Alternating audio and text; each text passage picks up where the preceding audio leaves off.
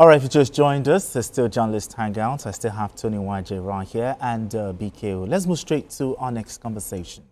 As agitation for state police continues to mount as a way of combating rising security across Nigeria, the National Economic Council, NEC, failed to deliberate on the issue in their last meeting. The council, chaired by Vice President Kashim Shettima, comprises the 36 state governors, the Minister of the Federal Capital Territory (FCT), the Governor of the Central Bank of Nigeria (CBN), the Attorney General of the Federation, and other top government officials. The Governor of Bayelsa State, who spoke on the outcome of the meeting, insisted that the issue of state police was on the agenda but was deferred due to the time constraints and extended presentations on other pressing national issues. BKO. Yeah. The question is simple. How much longer can this conversation be delayed? No, the thing is, I guess, an issue like state police is an emotive one. And people have their differences. People have different opinions on this matter. So it's not something that you can discuss and achieve a resolution quickly. I know, for example, that Borno State, they don't think there is need for state police. They've made it clear that they don't want it. I know some states too that believe that we don't need state police at this time. So it's an emotive issue. It's an issue that has to be handled carefully. Okay. For many of us, I never believed in state police. I've always argued against it, and I used to point out what happened during the First Republic. The way the native police was misused, especially in northern Nigeria. Okay.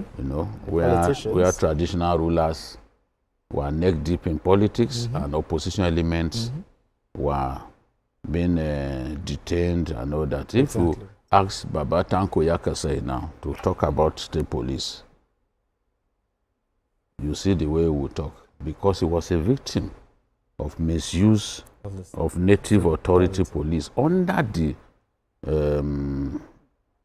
let me say, not supervision now. They were answerable to the emirs. And in those days, palaces of emirs were even built close to prisons. Okay. So once your matter is decided, this prison is next door. They are sending you to prison. So people have bad stories to tell about the way it was abused at that time, the feeling they have, the negative nostalgia that they have, is the reason many of them don't want state police.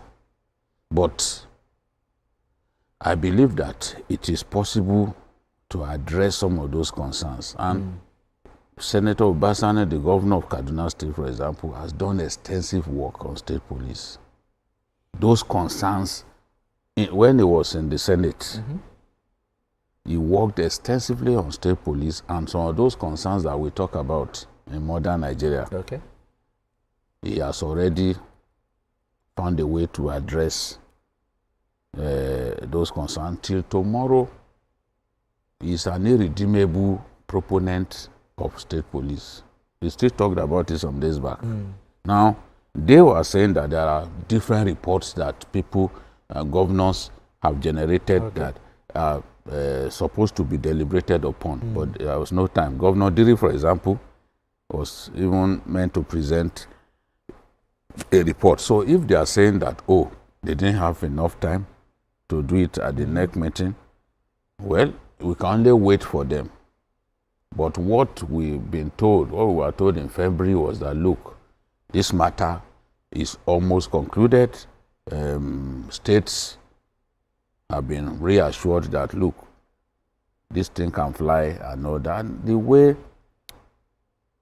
what we are going through in our country, the needless killings in northern Nigeria especially in the north central, point to the fact that the central policing structure of our country needs to be rejigged. It's not delivering the goods. We must tell ourselves the truth. Absolutely. And soldiers are not even meant to be involved in policing activities because this is what they are doing. True.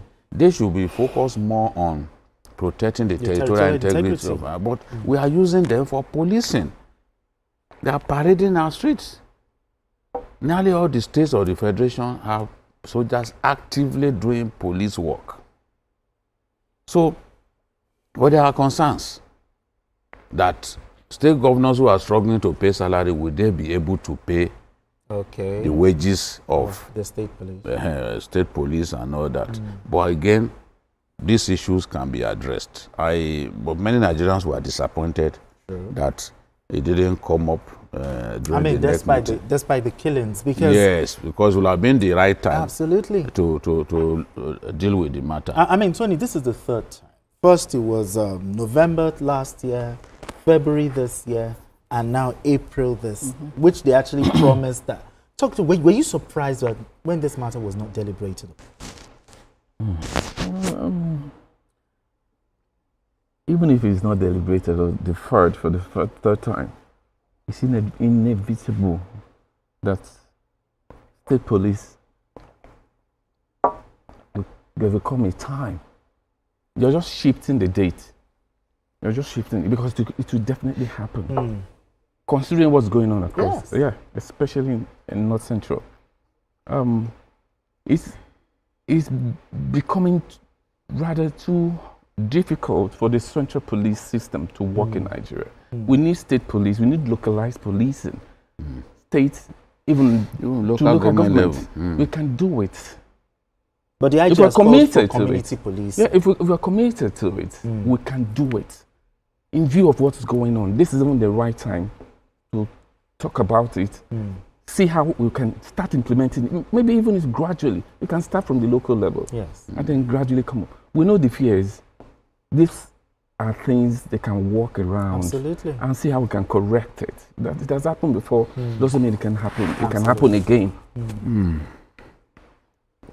I listened to Governor Abdullahi Sule of Nasarawa State. He said 35 governors are ready.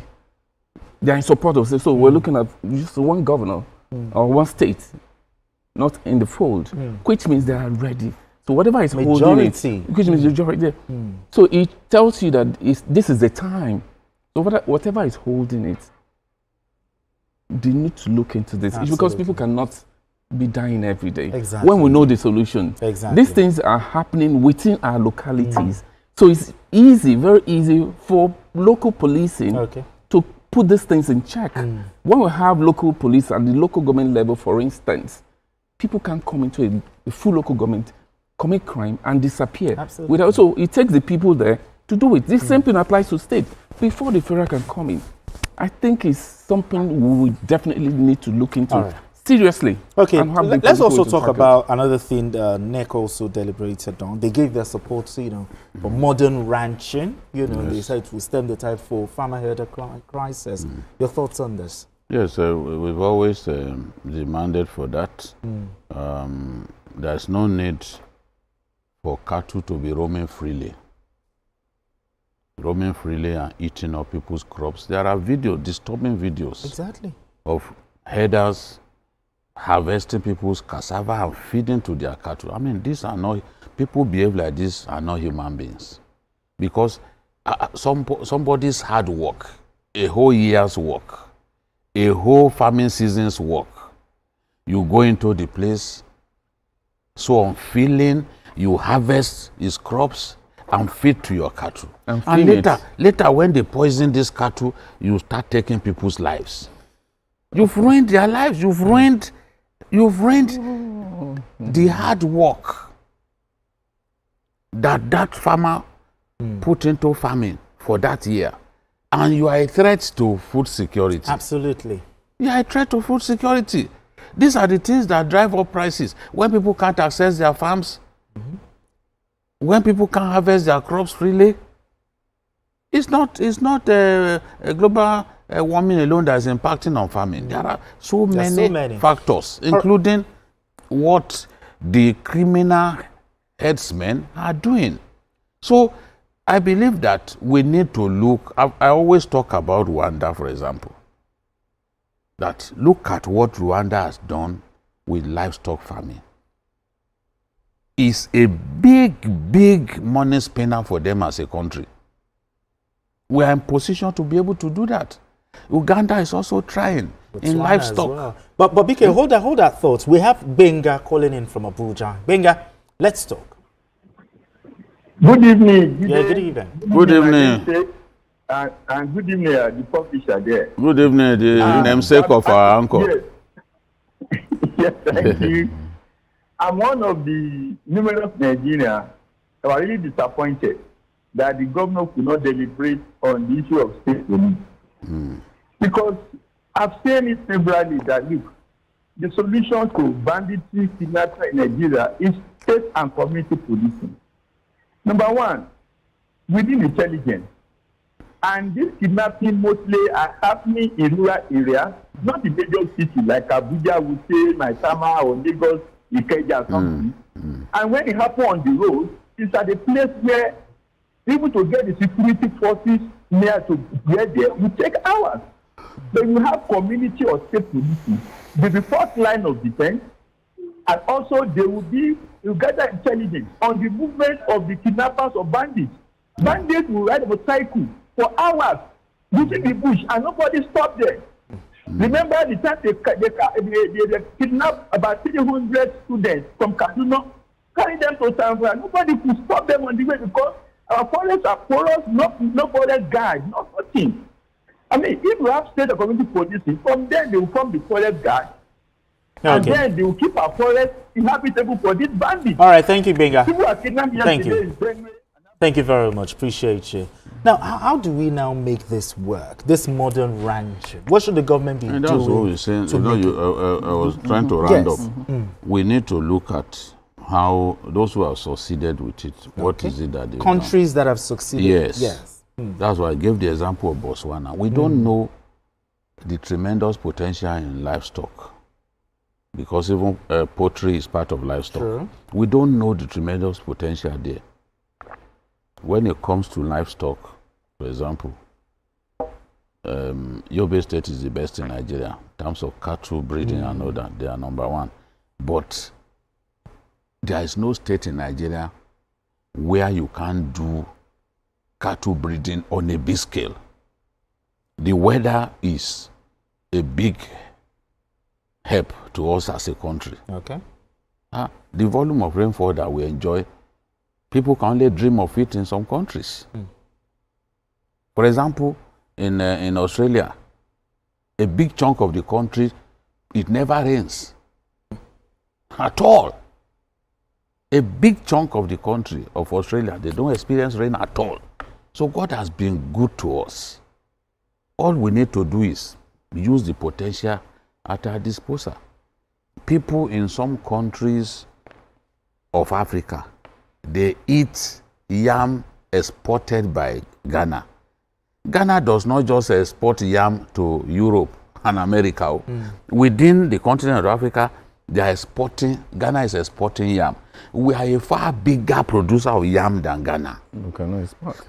And we cannot export it. How do I explain that? How do I tell that to my children? How do I explain to my children? Today's children, they ask questions a lot. The big embarrassment for you is when your son has a question and you don't have an answer. How do I explain that? That a country that is an inferior producer of yam to us is doing well, making good money from exporting yam. Okay. So this potential is there. I'm happy with what NEC is trying to do with livestock farming, with cotton, textile garment development board that they've created, and the grain imperative project, which will have offices here and there across our country. So we are moving in the right direction. Absolutely. We need to take agriculture seriously, and I can sense that is how our leaders are thinking. All right, let's move straight to our final